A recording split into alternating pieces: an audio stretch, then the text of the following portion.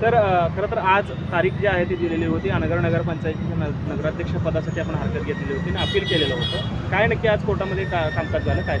कसं आहे, गुरुवारी आम्ही ह्या प्रकरणामध्ये आमचं अपील दाखल केलेलं होतं. गुरुवारनंतर शुक्रवारी या प्रकरणामध्ये पहिली हिअरिंग झाली. नगर परिषद नगरपंचायती निवडणुकीचे जे नियम आहेत त्या नियमामध्ये काही तरतुदी ठेवलेल्या आहेत. त्याच्यामुळं व्यक्तिगत नोटीस कोणालाही निघत नाही.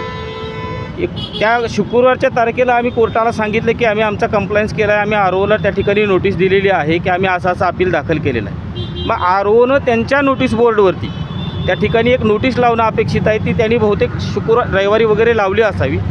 आज त्यांचा कंप्लायन्सचा दिवस त्या ठिकाणी कोर्टामध्ये ठेवण्यात आलेला आहे. म्हणजे आता आज आर-ओनं आम्ही बाबा आमच्या नोटीस बोर्डावरती ह्या अपिलाची नोटीस लावलेली आहे आणि जे काही गैरअर्जदार ह्या प्रकरणामध्ये आपण केलेले आहेत त्या सर्वांना आम्ही नोटीस दिलेली आहे. अशा पद्धतीची नोटीस आर-ओ लावतात आणि ते त्यांचा कंप्लायन्स आम्ही केला म्हणून न्यायालयामध्ये येऊन ते त्यांचं एक शपथपत्र दाखल करतील. तसंच ज्या कुठले पक्षकार या ठिकाणी या प्रकरणामध्ये स्वतःहून हजर होऊन त्यांचं म्हणणं देतील ते म्हणणं एकमेकाला एक्सचेंज होईल. उद्या एक फॉर्मल डेट ह्या प्रकरणामध्ये ठेवण्यात येईल आणि प्रोबॅबली परवा दिवशी हे प्रकरण अंतिमता निकाल आर्ग्युमेंटसाठी ठेवण्यात येईल आणि त्याच्यानंतर ह्याच्यामध्ये निकाल होऊन जाईल.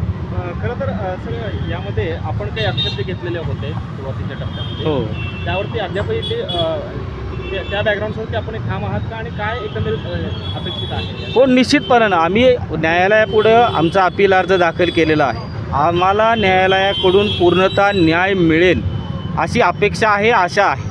शेवटी आपण न्यायालयाशिवाय कुठं जाणार आणि न्यायालय आम्हाला न्याय देईल. उपलब्ध परिस्थिती जी आहे ती परिस्थिती विचारात घेता न्यायालय न्याय देईल असं आमची या ठिकाणी अपेक्षा आहे. तर खरं तर या सगळ्या प्रकरणामध्ये अपील दाखल झाल्यानंतर जी निवडणुकीची प्रोसेस आहे आता 25 तारखेनंतर जी अपिलाची तारीख संपेल त्यानंतर उमेदवार निश्चिती उमेदवार जाहीर करणं ही सगळी प्रक्रिया पुढं पार पडत असेल. ती प्रक्रिया आता थांबेल. या सगळ्या प्रक्रियामध्ये जो पण न्यायालयाचा निर्णय येणार नाही तोपर्यंत ही प्रक्रिया पुढं तसं सुरू राहील. निश्चितपणानं जोपर्यंत या अपिलाचा अंतिम निर्णय होत नाही तोपर्यंत या ठिकाणच्या निवडणुकीचा निकाल निवडणूक निर्णय अधिकारी यांना जाहीर करता येत नाही. जोपर्यंत निकाल होईल तोपर्यंत त्यांना हे बघा त्याच्या पुढं जाऊन मी आपल्याला सांगतो, निवडणुकीचा कार्यक्रम जर आपण बघितला तर त्या कार्यक्रमामध्ये त्यांनी स्पष्ट दिलेलं आहे ना की विड्रॉलची डेट दिलेली आहे. जिथं अपील झालेलं असेल तिथलं विड्रॉलची प्रक्रिया काय होणार आहे हे त्याच्यामध्ये स्पष्ट दिलं आहे. निकालाची तारीख ही 3 दिलेली आहे. त्याच्यामुळं माझ्या ज्ञानाप्रमाणे निवडणूक निर्णय अधिकारी यांना 3 तारखेशिवाय निकालही डिक्लेअर करता येणार.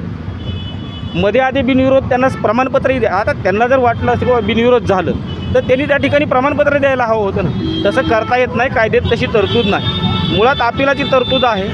सक्षम न्यायालयापुढे अपील प्रलंबित आहे. त्या प्रलंबित अपील जोपर्यंत निकाली निघत नाही तोपर्यंत त्याच्यात काही होणार नाही. सर याच्या व्यतिरिक्त मंगळवेढा संदर्भात देखील आपण एक अपील दाखल केलेलं आहे. काय नेमकं प्रकरण आहे आणि कशा पद्धतीनं त्या बाबतीत आता हिअरिंग होणार आहे? हो, मंगळवेढा नगर परिषदेच्या अनुषंगानं सुनंदा आवताडे म्हणून ज्या तिथल्या कॅन्डिडेट आहेत त्यांच्या विरोधामध्ये देखील नामनिर्देशन पत्रावरती आक्षेप आम्ही त्या ठिकाणी आरोप पुढे दिलेला होता.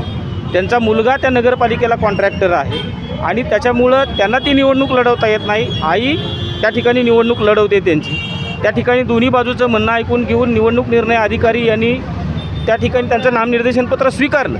त्याच्या विरोधामध्ये देखील आम्ही पंढरपूर न्यायालयामध्ये त्या ठिकाणी अपील दाखल केलेलं आहे. त्या अपिलाची प्रक्रिया चालू आहे. त्याच्यामध्ये उद्या त्या ठिकाणी न्यायालयाने तारीख दिलेली आहे आम्हाला. काय आपलं असं म्हणणं आहे की यामध्ये त्यांचा अर्ज जो तो बाद करण्यात यावा, काय नेमकं नियम सांगा? कोणत्या आक्षेपाचे मुद्दे आहेत? नाही, आक्षेपाचा त्याच्यामधला मुद्दा सरळ सोपा आहे की आई त्या ठिकाणी नगरसेवक नगराध्यक्ष होत असताना मुलगा जर कॉन्ट्रॅक्टर नगर परिषदेचा असेल तर अशा परिस्थितीमध्ये आईला नामनिर्देशन पत्र भरता येणार नाही. का तर ड्युटी आणि इंटरेस्ट याचा कॉन्फ्लिक्ट हे प्रिन्सिपल त्या ठिकाणी आडवं येऊ शकतं आणि त्याच्यामुळं त्या ठिकाणी त्यांना नामनिर्देशन पत्र भरता येत नाही. त्याच्यामध्ये एक स्पेशल प्रोव्हिजन आहे नगर परिषद अधिनियमामध्ये कलम 16 अन्वये ज्या अनर्हता दिलेल्या आहेत की ज्याचा कुणाचा डायरेक्ट इनडायरेक्ट इंटरेस्ट त्या ठिकाणी त्या नगर परिषदेच्या वतीने केलेल्या करारामध्ये असेल तर त्यांना ती निवडणूक लढवता येत नाही. त्याचं जे इंटरप्रिटेशन न्यायालयाने वेगवेगळ्या निकालामध्ये केलेलं आहे त्याच्या आधारे आम्ही तो आक्षेप घेतलेला आहे. कोणाच्या वतीने आपण हा इंटरेस्ट?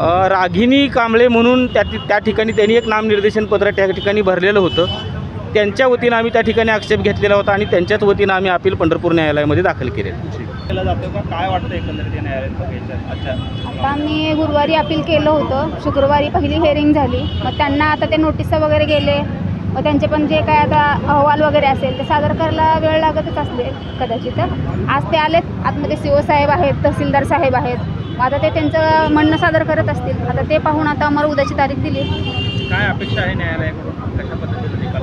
न्यायदेवतेवर विश्वास आहे आता. आणि सध्या तर आता आम्ही यांच्या विरुद्ध लढतोयच, तर मानवी हक्क आयोगाच्या तारखा ते पोस्टपेड होत आहेत. देव नको रे इथल्या तारखा तशा पुढे जाव्या, लवकरात लवकर निकाल व्हावा हीच इच्छा आहे. ते खरं तर काल एकनाथ शिंदे सुद्धा आले होते आणि त्यांनी देखील असं म्हटलेलं आहे की मोहोळमधील जी गुंडागर्दी दहशतगर्दी आहे ती आम्ही खपवून घेणार नाही, ती संपवून टाकणार. आणि कुठेतरी पंडितराव देशमुख यांच्या हत्येचा देखील त्यांनी उल्लेख केला की त्यांचं बलिदान व्यर्थ जाणार नाही.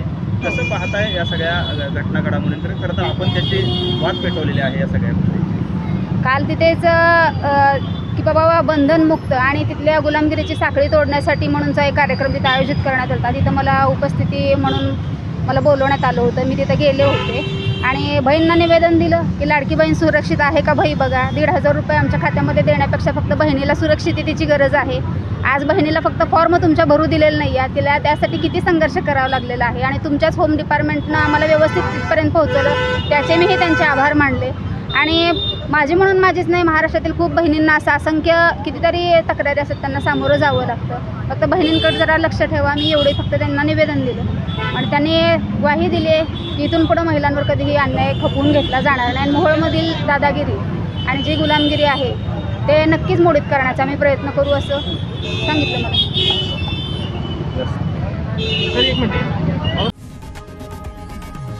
लोकशाही मराठी ऐका, पहा, जागरूक रहा.